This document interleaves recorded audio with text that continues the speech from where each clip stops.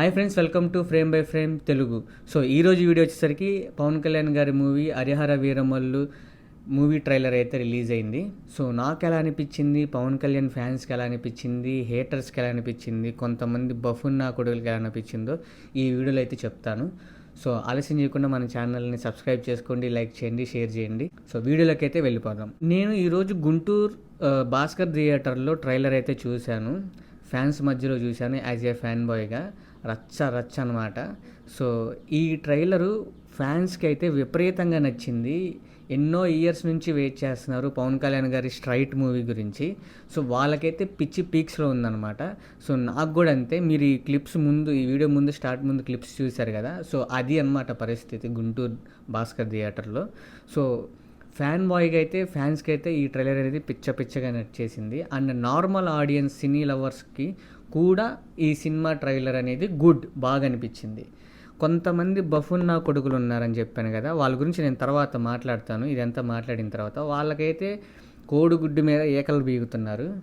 So అదే పనిగా బొడ్డుకి పసుపు రాసుకొని బొగ్గు రాసుకొని దాని గురించి అలా రాసుకొని నెగిటివ్ అయితే చేయటం మొదలుపెట్టారనమాట. వాళ్ళ గురించి ఏం చెప్తాం, వాళ్ళ గురించి లాస్ట్లో మాట్లాడతాను. సో ఫస్ట్ మనం ట్రైలర్ గురించి అయితే మాట్లాడుకుందాం, plus points and minus points. So నాకు ప్లస్ పాయింట్స్ వచ్చేసరికి పవన్ కళ్యాణ్ గారు అండ్ ఆ ట్రైలర్ కట్లో ఉన్న విజువల్స్, జ్యోతికృష్ణ గారి కష్టం, ఏఎం రత్నం గారి ఆతృత అండ్ తనకి సినిమా పట్ల ఉన్న నమ్మకం, and music director MM Keeravani గారు డ్యూటీ. సో ఇవన్నీ ట్రైలర్కి ప్లస్ పాయింట్స్.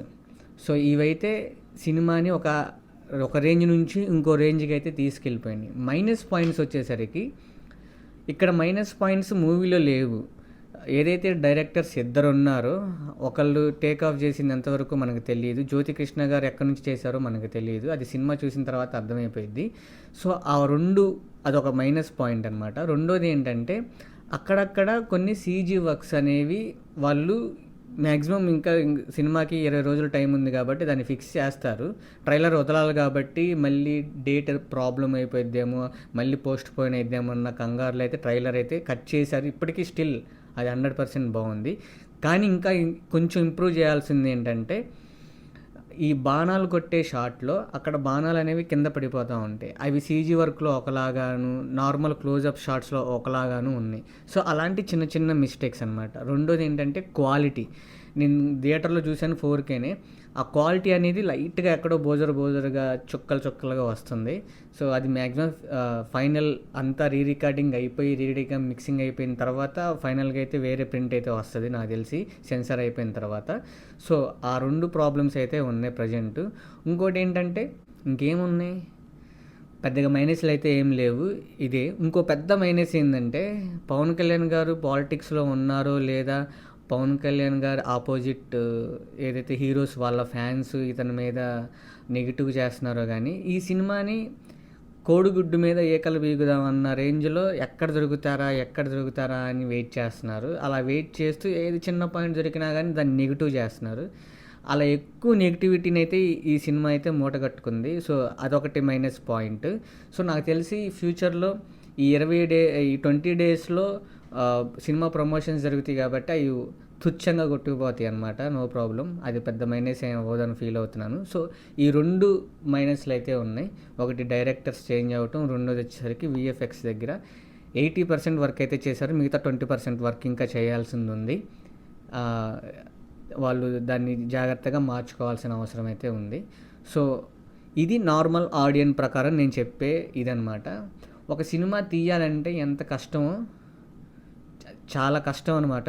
మనం చూసి వాళ్ళు అది చేశారు, ఇది తప్పు జరిగింది అని చెప్తూ ఉంటాం. సినిమా తీయటం అనేది చాలా హెడ్ఏక్, చాలా కష్టం. దాన్ని మనం రివ్యూ పరంగా చెప్పేస్తూ ఉంటాం. ఇది ఎందుకు చెప్తున్నానంటే ఇందాక చెప్పాను కదా, ఈ నా కొడుకులు ఉంటారు కదా, నిబ్బి వాళ్ళు. సో వాళ్ళు ఒకడేమో లావుగా కళ్ళజోడేసుకొని నేను ఒక పాస్టర్లాగా ఇట్ట పట్టుకొని మైకి మాట్లాడుతూ ఉంటాడు, ఏదో నీతి వాక్యాలు చదువుతున్నాడు, వాడికి సినిమా గురించి మొత్తం తెలిసినట్టు. ఇంకోడేమో మూతికి గొడ్డ కట్టుకొని, ఇదంతా స్క్రాప్. ఇది అంతగా ఎక్కలేదు, అది ఇట్టయి ఉండొచ్చు. పిడుగులు పడుతుంటే వాళ్ళు కన్ను రెప్ప ఆర్పరా, నీ ముఖం నాకు బూతులు వచ్చేస్తున్నాయి. అలా అనుకుంటే ఏ సినిమా కూడా నువ్వు జెన్యూన్గా చూడలేవు. ఫస్ట్ ఆఫ్ ఆల్ ఆ ముసుగు తీసి మాట్లాడు దమ్ముంటే. అండ్ ఇంకోటి, ఇలా జడ్జి చేసే వాళ్ళందరూ నువ్వు నెగిటివ్ పాయింట్స్ ఉంటే చెప్పు, ఈ పాయింట్స్ ఉన్నాయి, ఈ పాయింట్స్ ఉన్నాయి, అవి రైట్ చేసుకునే ఛాన్సెస్ ఉంటాయి. మరీ కావాలని బొడ్డుకి పసుపు రాసుకొని బొగ్గు రాసుకొని నువ్వు కూర్చొని నాకు మైక్ ఉంది, నాకు ఛానల్ ఉంది, నాకు ఫ్రీడమ్ ఆఫ్ స్పీచ్ ఉంది, బొచ్చు ఉంది, బొగడం ఉంది, నాకు కూడా ఉంది, ఓకేనా, అవన్నీ చేయటం తప్పు. వాళ్ళు ఎన్నో కోట్లు ఏ సినిమాకైనా అంతే. కన్నప్ప సినిమాలో అదే జరిగింది, మిగతా వార్ 2 ఎన్టీఆర్ గారిది కూడా అలాగే చేస్తున్నారు. ఇక్కడ ఏమవుతుందంటే ఈ ట్విట్టర్లో కొంతమంది ఈగోస్ని సాటిస్ఫై చేయడానికి ఏదవుతుంది. ఇంకోటి, వీళ్ళకి మనీ వెళ్తాయి అన్నమాట. నువ్వు ఈ రకంగా ఈ ట్రైలర్కి రివ్యూ చెప్పాలి, ఈ రకంగా దీన్ని తొక్కేయాలని వెళ్తాయి. అవి ఏ శక్తిలో మీకు అందరికీ తెలుసు, నేనేం చెప్పనవసరం లేదు. సో ఫిలిం 24 క్రాఫ్ట్స్ గురించి ఈ ఒక్క నా కొడుకు తెలియదు సరిగ్గా. అసలు 24 క్రాఫ్ట్స్ అంటే ఏంటి, అందులో ఏముంటాయి, ఒక్క తిప్పుకోమని చెప్పమనండి. అంతెందుకు, వీళ్ళు ఒక షార్ట్ ఫిలిం తీసి బడ్జెట్ వేసుకొని ఇన్ని డేస్ షూటింగ్ చేశాము, ఇంతమందిని తీసుకొచ్చి మొత్తం పెట్టి ఒక షార్ట్ ఫిలిం కంప్లీట్ చేయండి, ఒక 30 minutes, అప్పుడు గారిద్ది ముద్దలో నుంచి రసం.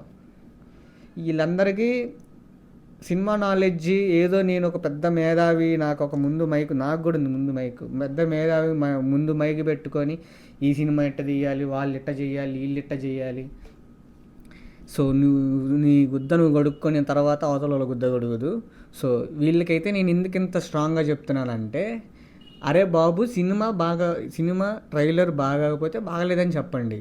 అదే పనిగా నెగిటివ్ చేయాలని మాత్రం అనుకోవద్దు. అది వాళ్ళు డబ్బులు పెట్టిన వాళ్ళకి, దాని మీద టైం ఇన్వెస్ట్ చేసిన వాళ్ళకి, దాని సినిమా కొనే వాళ్ళకి, అక్కడ పనిచేసే వాళ్ళకి, ఆ 24 క్రాఫ్ట్స్లో పనిచేసే వాళ్ళకి ఇవన్నీ ఆధారపడి ఉంటాయి. నీకు ఏ బొచ్చు తెలియదు కాబట్టి నువ్వేదో నీకు తెలిసిందే, నేను చూసిందే గొప్ప, నేను జూమ్ చేసి ఇది ఫైండ్ అవుట్ చేశాను, జూమ్ చేసి ఇది ఫైండ్ అవుట్ చేశాను అని చెప్పుకోవడం తప్పితే నువ్వు పీకేది ఏమి ఉండదు. మీ ఇద్దరు పీకేది. నీతో పాటు ఇంకోడు ఉన్నాడు, అపర మేధావి, వాడి స్లాంగ్ 1 అంట. దాని ముందు ఏమొస్తుందో మీ అందరికీ తెలుసు. వాడి ఛానల్ వాడు కూడా నాకు అంతగా ఎక్కలేదు, ఎక్కకపోతే దెంగేయి, చేసేదేం లేదు. అలా ఎక్కకపోతే నువ్వు పని కట్టుకొని బొడ్డుకు రాయి కట్టుకొని వెళ్ళి సినిమా తీసి అప్పుడు మాట్లాడు. నువ్వు తీసినా కానీ నీ రివ్యూ నువ్వు చెప్పుకోలేవు, నీకు బాగానే ఉండిద్ది ఏ సినిమా అయినా కానీ. అది నేను చెప్పేది ఏంటంటే, తీసేవాడు తెలిసిద్ది. ఇది గిన్నె కూడా ఉంది కదా, ఆ పెట్టే గుడ్డు పెట్టిద్ది కదా, ఆ గుడ్డు పెట్టేదానికి తెలిసిద్ది నొప్పేందో అనేది. సో ఇట్లాంటి నా కొడుకులు మాటలు నమ్మమాకండి. వీళ్ళు ఇప్పుడు మేము జెన్యూన్ అని ముసుగేసుకొని ఒక బ్యాచ్ అయితే నడుస్తుంది. సో మీకు ఏమనిపించిందో హార్ట్ఫుల్గా అయితే కామెంట్ సెక్షన్లో చెప్పండి. మీకు ట్రైలర్ ఎలా అనిపించిందో చెప్పండి. నేను నెగిటివ్ పాయింట్స్ చెప్పాను, నాకు అనిపించింది నేను చెప్పాను. అలాంటి సినిమా మొత్తం ఇది చేయలేదని చెప్పలేదు. సో నువ్వు కూడా అనొచ్చు, మీరు కూడా అనొచ్చు, నువ్వు తీసి చూపించరా అని. నేను తీసి చూపిస్తాను, ఒక 100 మందినైనా మెప్పించగలుగుతాను. నేను కూడా పర్ఫెక్ట్గా తీస్తానని లేదు, కొంతమందికి నచ్చిద్ది, కొంతమందికి నచ్చదు. కానీ వాళ్ళ ఎఫెక్ట్స్కి వాళ్ళు పెట్టేదానికి మరీ అంత డీగ్రేడ్ చేయాల్సిన పని లేదని నేను చెప్తున్నాను. ఏదైనా జెన్యూన్గా మాట్లాడుకుంటే నిజంగా బాగాలేకపోతే నిజంగా బాగాలేదనే చెప్తారు ఎవరైనా. ఫ్యాన్సే చూడరండి, మీరేని చెప్పేది బొచ్చు, ఫ్యాన్సే చూడరు. అజ్ఞాతవాసి ఏమైంది అంతే, బ్రో ఏమైంది అంతే. సో ఇక పెద్ద రాకెట్ సైన్స్ ఏం లేదు ఇక్కడ. కావాలని నెగిటివ్ చేస్తున్నారు కాబట్టి, చేయాలనుకుంటున్నారు కాబట్టి చేస్తారు. అది బొచ్చు కూడా వేయలేరు అనుకోండి. సో నాకైతే ట్రైలర్ చూడంగానే ఈ మాటలన్నీ మీకు చెప్పాలనుకుని ఇప్పటిదాకా అయితే వెయిట్ చేశాను. సో నా ఇన్ఫర్మేషన్ కనుక నేను చెప్పిన విధానం కనుక మీకు నచ్చితే లైక్ చేయండి, షేర్ చేయండి, సబ్స్క్రైబ్ చేసుకోవటం మాత్రం మర్చిపోకండి. మళ్ళీ నెక్స్ట్ వీడియోలో కలుద్దాం. బాయ్.